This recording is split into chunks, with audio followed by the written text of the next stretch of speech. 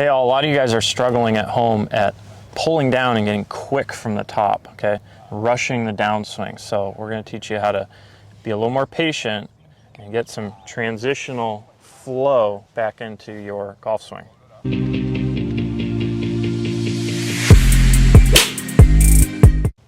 Awesome, Henry. So I love this topic. Yeah, this is one you talk a lot about. Yeah, for those who actually come and take a lesson live, they get to see what I really am talking about, because most people think, Milo is just all about get open. Rotation. Well, I am, but you got to do it right. Well, I think at the root of your method or philosophy is athleticism. Yes. And to me, this is the main part that people kind of miss out on. And if they put a little bit of this magic dust into their golf swing, things will start to match up a little more naturally. For sure. And so I call it flow. So when students show up, what I'm looking for, a lot of times I like to watch swings just with my eyes. I don't need a video camera. And I'm just watching how the motion flows and ties together and if it looks athletic or not. Because what I see a lot is people swing up and their backswing is a backswing and their downswing is a separate thing. It's a downswing. So I thought it was two swings. So an analogy I like to use, and you saw me use this one the other day, was Yeah, in a lesson.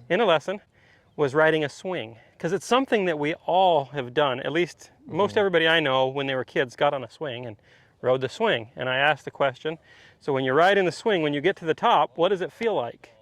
And the guy's like, oh, it feels like you're floating. And I was like, aha! There you go. So when we're swinging a golf club, I want your hands and arms and the club to feel like they are floating for that little bit at the top. So we're patient.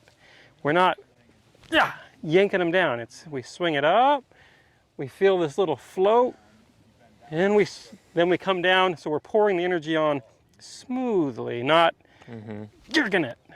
Another one would be like thinking of those little balls that are hanging from ropes that you have in maybe like a lawyer's office or something. And they kind of take a break and play with that thing. Like when you pull it back up and the ball comes off, it kind of, like you said, it comes up, it looks like it floats for a second, then it comes back down. Right. So there's no herky-jerky action. There is no, one drill that we'll use sometimes, maybe not as much as some other people out there, but is a freezer drill, right? So there is more of an up, set it, freeze, and then down, okay?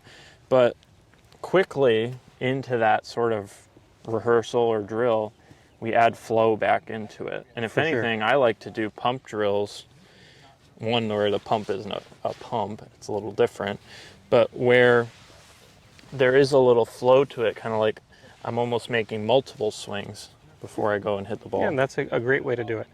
Another thing I like to do is actually make the golf club feel like a swing.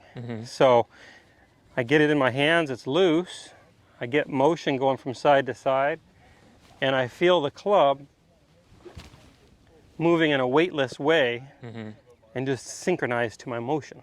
So I'm going to get out of your way here. Why don't you show them face on the look of that, where you kind of almost have the club pass you first. So I feel like I go, and you can see as I'm doing this, I'm shifting pressure ahead of the club, and I'm letting it get a little bigger.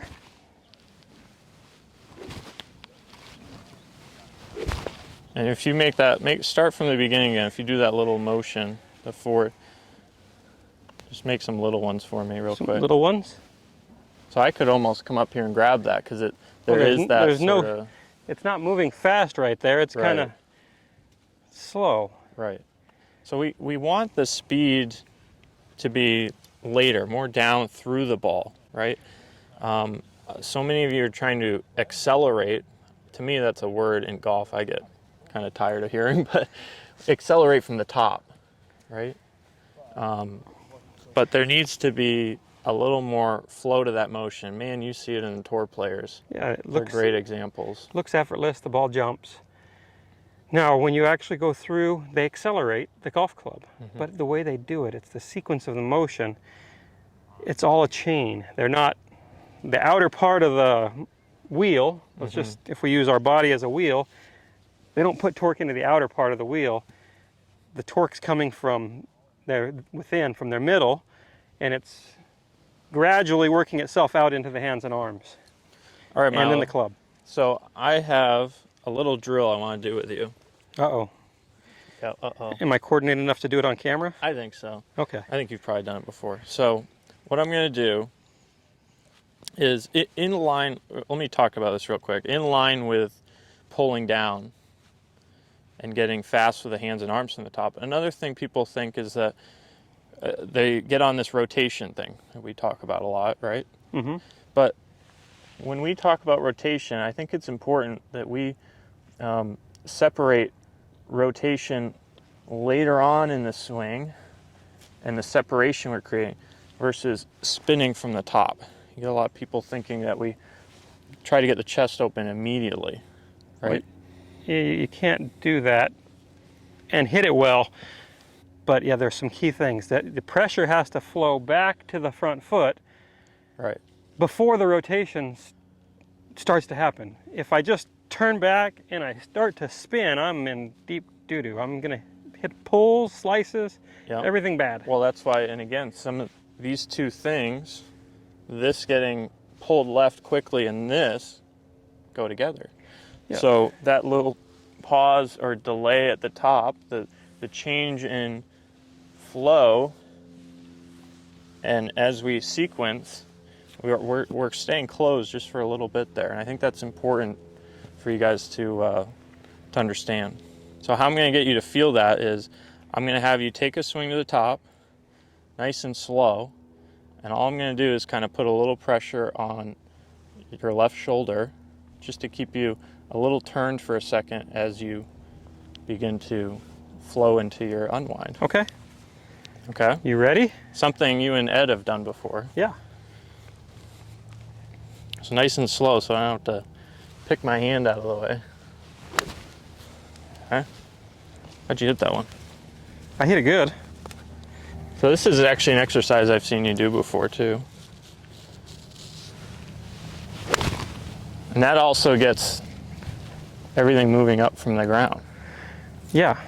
So this is still winding for just a little split second extra while I'm starting to land my force to my forward foot and almost feel like I'm kind of sitting just a little bit back with my pelvis. So for a second, the back is still to the target. You know, that's how you could kind of think of it. If I was looking at the camera here for just a second, and then this pulls everything along. So when the old timers like Jack Nicklaus and some of those guys said they felt like they kept their back to the target, that's what they meant. But what they really meant is they gave themselves time to get their pressure back to the forward foot so then they could unwind. They didn't try to keep it there and bring their arms down and hit the ball. Hey guys, thanks for watching. Make sure you hit the subscribe button and stick around for future videos, which will come up in a second.